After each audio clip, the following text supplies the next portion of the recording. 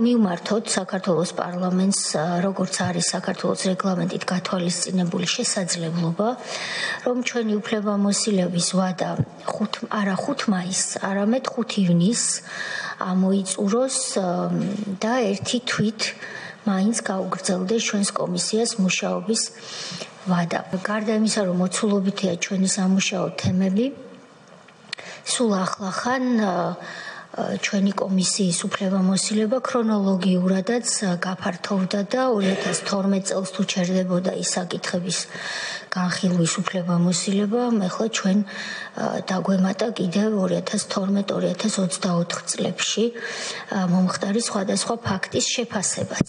ამ დოკუმენტს უნდა დაეყრდნოს მომავალში ყველა ის სამართლებრივი პროცედურა, რომელიც მიზნად ისახავს მოცემული ძალადობების და უკანონობების ავტორთა პოლიტიკური თანამდებობის პირების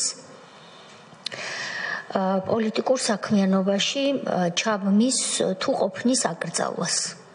და ის პარტიები, სადაც ეს პირები არიან გაწევრიანებული, ან მომავალში ის პარტიები, რომლებსაც ისინი ხელახლა დააფუძნებენ, ვერ იქნებიან პოლიტიკურ ველზე. ეს არის ასე და ვერ იქნება სხვანაირად, იმიტომ რომ ამ ნაბიჯის გადადგმა დაგვიანებულიც კი ქართული ოცნების მხრიდან.